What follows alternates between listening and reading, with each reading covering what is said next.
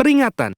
Animasi ini dibuat dengan tujuan sharing pengalaman pribadi sang pengirim cerita. Dimohon untuk menghargai cerita tanpa menyudutkan beberapa pihak. Selamat menikmati. Halo. Di sini gue punya cerita tentang gangguan-gangguan goib dari orang yang iri sama keluarga gue.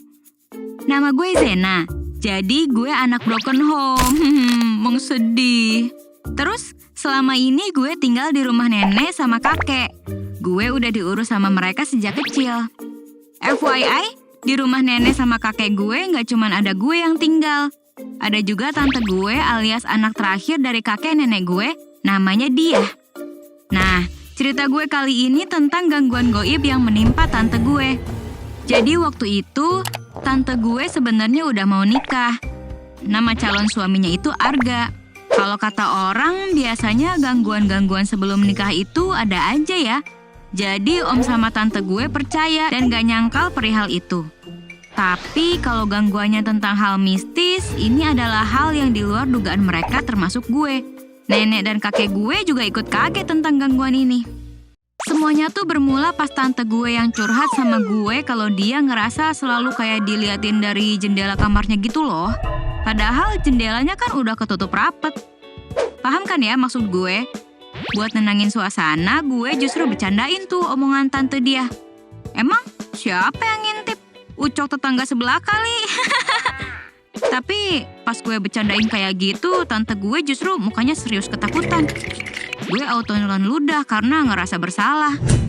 Cuma ya, lagi-lagi gue gak mau ambil pusing. Paling orang iseng aja. Gak terasa udah 2 bulan berjalan, sampai hari dimana tante sama om Arga ini berantem karena hal kecil. Awalnya sih gue gak peduli banget, tapi kok kayak ada yang aneh ya?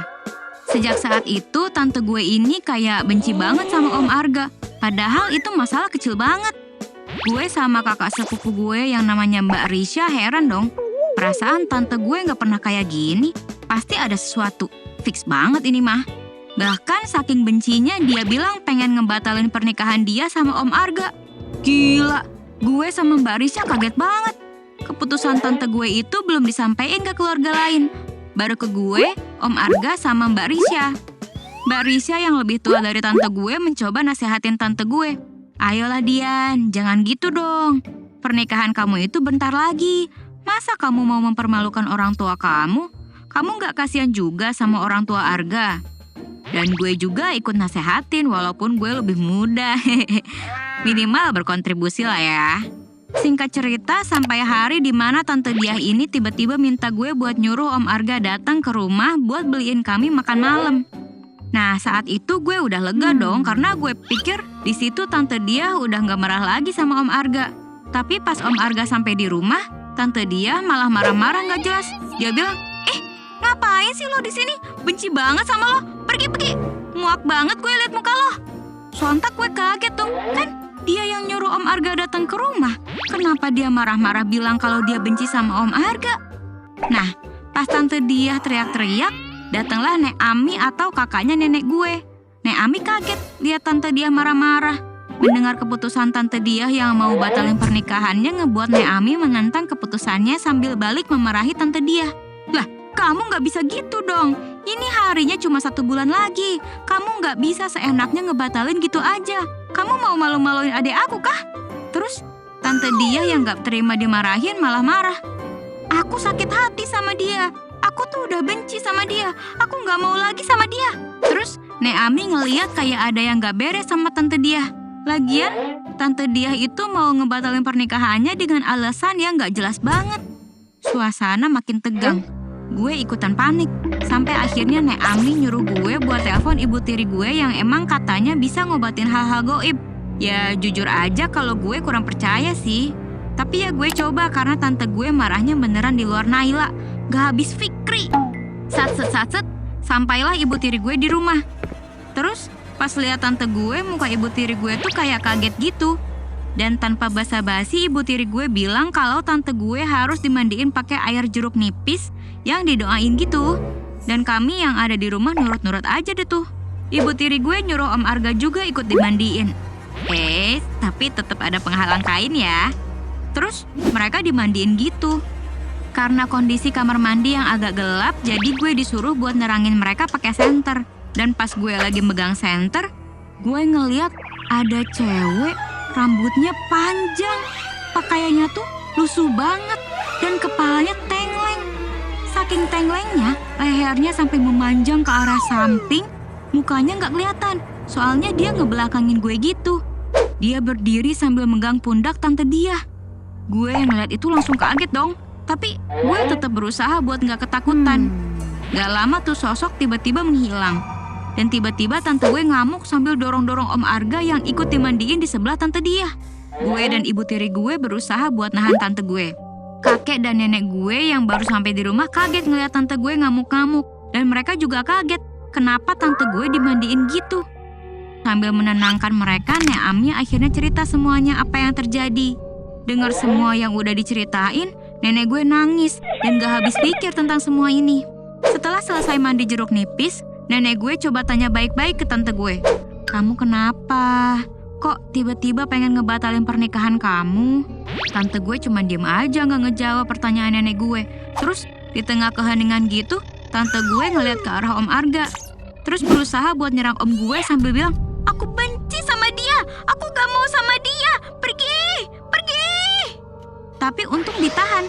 Dan belum sempat ngelukai Om Arga, kakek gue yang ngeliat hal itu langsung nyuruh Om Arga buat gak usah deket-deket dulu sama tante dia. Sampai pada akhirnya ibu tiri gue mulai baca doa-doa buat ngusir setannya. Tapi gak mempan weh. Om Arga yang ngeliat itu langsung berinisiatif buat pergi ke rumah Ustadz. Tapi ternyata Ustadznya gak bisa datang. Dan dia nyaranin buat baca doanya sambil visi aja. Terus dibacain kan tuh doa-doanya lewat HP. Terus ditempel di rambut tante dia. Dan dia ngamuk-ngamuk. Bilang, panas, panas. Dia bilang kepalanya dia sakit banget. Kami sekeluarga masih berusaha buat nyuruh tante dia istighfar.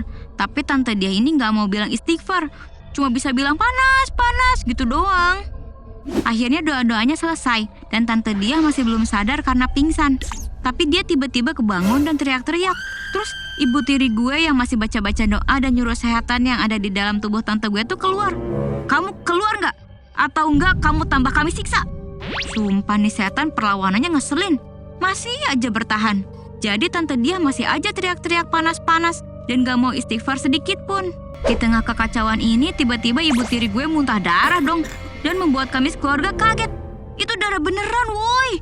Gila. Gak lama Om Arga sampai di rumah dengan bawa sepupunya yang memang ngerti tentang hal-hal goib. Dan sepupunya Om Arga itu bawa air doa yang gak boleh dilangkahin dan dipegang sama orang haid. Karena yang gak haid di antara kami cuma Nek Ami. Jadi Nek Ami yang memoles air doa itu ke tante dia. Dan pas dipoles tante dia teriaknya makin kenceng dong. Yang ngebuat tetangga-tetangga gue pada datang ke rumah. Terus gak lama dari itu gue iseng buat bisikin. Heh, kamu yang ngirim ini, dengar ya. Kalau kamu bencinya sama Om Arga, jangan nyakitinnya ke tante dia. Terus pas gue bisikin itu, tante dia tiba-tiba dia mau nampar gue dong. Jir. Untung skill refleks ngehindar gue cepet banget. Jadi gak kena tuh. Gak lama saat masih dibaca-bacain doa dan disuruh istighfar, tante dia mulai bilang, as. Dan kakek gue yang mendengar itu langsung melanjutkan setiap as yang diucapin tante dia. Dan sampai akhirnya, astagfirullahalazim. Di situ kami seneng banget. Karena sudah hampir 2 jam kami nyuruh istighfar tapi gak istighfar. Gak lama setan itu pun menyerah dan keluar dari tubuh tante dia. Waktu tante dia sadar, dia bingung karena rumah udah rame. Dan ternyata tante dia gak ingat apapun tentang kejadian yang hampir terjadi 3 jam itu. Bahkan dia juga lupa kalau dia mau batalin pernikahannya. Dan kami pun bercerita tentang kejadian yang menimpa tante dia. Terus Mbak Risha bilang kalau dia lihat sosok samar pas keluar dari tubuhnya tante dia.